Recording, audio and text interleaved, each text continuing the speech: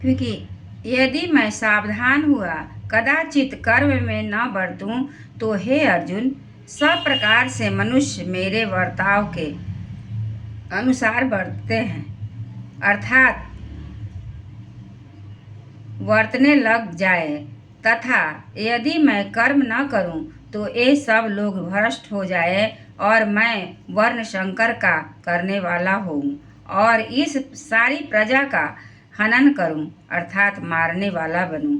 इसलिए हे भरत, कर्म में आसक्त हुए अज्ञानी जन जैसे कर्म करते हैं, वैसे ही अनासक्त हुआ विद्वान भी लोक शिक्षा को चाहता हुआ कर्म करे। ज्ञानी पुरुष को चाहिए कि कर्मों में आसक्ति वाले अज्ञानियों की बुद्धि में भ्रष्ट अर्थात कर्मों में अश्रद्धा उत्पन्न न करे, किंतु स्वयं परमात्मा के स्वरूप में स्थित हुआ और सब कर्मों को अच्छी तरह करता हुआ उनमें भी वैसे ही करावे।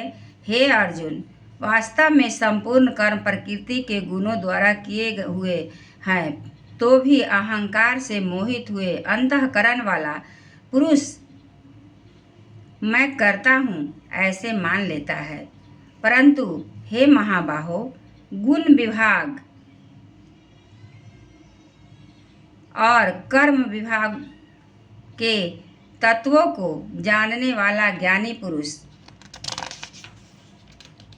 संपूर्ण गुणों से बरतते हैं ऐसे मानकर नहीं आसक्त होता है और न प्रकृति के गुणों से मोहित हुए पुरुष गुण और कर्मों से में आसक्त होते हैं। उन अच्छी प्रकार न समझने वाले मूर्खों को अच्छी प्रकार जानने वाला ज्ञानी पुरुष चलायमान न करें। इसलिए हे अर्जुन, तू ध्यान निष्ठ चित्त से संपूर्ण कर्मों को मुझ में समर्पण करके आशा रहित और ममता रहित होकर संताप रहित हुआ युद्ध कर। हे अर्जुन, जो कोई भी मनुष्य दोष बुद्धि से रहित और श्रद्धा से युक्त हुए सदा ही मेरे इस मत के अनुसार वर्तते हैं, वे पुरुष संपूर्ण कर्मों से छूट जाते हैं। और जो दोष दृष्टि वाले मूर्ख लोग इस मेरे मत के अनुसार नहीं बरतते हैं, उन संपूर्ण ज्ञानों में मोहित चित्त वालों को तू कल्याण से भ्रष्ट हुए ही जान। क्योंकि सभी प्राणी प्रकृति को प्राप्त होते हैं, अर्थात अपने स्वभाव से परवश हुए कर्म करते हैं। ज्ञानवान भी अपनी प्रकृति के अनुसार चेष्टा करता है, फिर इसमें किसी का हठ क्या करेगा। इसलिए मनुष्य को चाहिए कि इंद्रिय के अर्थ में अर्थात सभी इंद्रियों के भोगों में स्थित जो राग और द्वेष है, उन दोनों के बस में नहीं होवे, क्योंकि इसके वे दोनों से ही कल्याण मार्ग में विघ्न करने वाले महान शत्रु हैं। इसलिए उन दोनों को जीतकर सावधान हुआ स्वधर्म का आचरण करें। अपना धर्म क्योंकि अच्छी प्रकार आचरण किए हुए दूसरे के धर्म से गुण रहित भी अपना धर्म अति उत्तम है। अपने धर्म में मरना भी कल्याणकारक है और दूसरे का धर्म भय को देने वाला है। इस पर अर्जुन ने पूछा कि हे कृष्ण, फिर यह पुरुष बलात् लगाए हुए के सदृश न चाहता हुआ भी किससे प्रेरा हुआ पाप का आचरण करता है। इस प्रकार अर्जुन ने के पूछने पर श्री कृष्ण महाराज बोले, हे अर्जुन,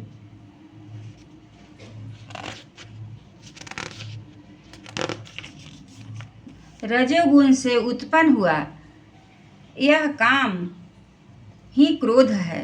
यही महाअसन अर्थात अग्नि के सदृश भोगों से न तृप्त होने वाला और बड़ा पापी है। इस विषय में इसको ही तू बैरी जान। जैसे धुएं से अग्नि और मल से दर्पण ढका हुआ जाता है तथा जैसे जेर से गर्भ ढका हुआ है, वैसे ही इस काम के द्वारा यह ज्ञान ढका हुआ है। और हे अर्जुन, इस अग्नि सदृश न पूर्ण होने वाले काम रूप ज्ञानियों के नित्य बैरी से ज्ञान ढका हुआ है।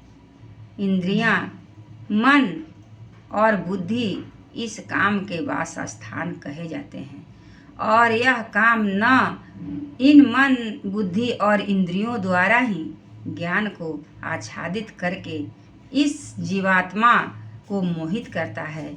इसलिए हे अर्जुन, तू पहले इंद्रियों को बस में करके ज्ञान और विज्ञान के नाश करने वाले इस काम पापी को निश्चय पूर्वक मार। और यदि तू समझे कि इंद्रियों को रोक कर काम रूप बैरी को मारने की मेरी शक्ति नहीं है, तो तेरी यह भूल है, क्योंकि इस शरीर से तो इंद्रियों को पर श्रेष्ठ, बलवान और सूक्ष्म कहते हैं, और इंद्रियों से पर मन है, और मन से पर बुद्धि है, और जो बुद्धि से भी अत्यंत पर है वह आत्मा है। इस प्रकार बुद्धि से पर अर्थात सूक्ष्म और सब प्रकार बलवान और श्रेष्ठ अपने आत्मा को जानकर और बुद्धि के द्वारा मन को बस में करके, हे महाबाहो, अपनी शक्ति को समझकर इस दुर्जय काम रूप शत्रु को मार। इति श्रीमद्भागवत रूपी उपनिषद एवं ब्रह्म विद्या और योग शास्त्र विषयक श्री कृष्ण और अर्जुन के संवाद में कर्म योग नामक 3रा अध्याय समाप्त। एक बार बोलिए श्री कृष्ण भगवान की।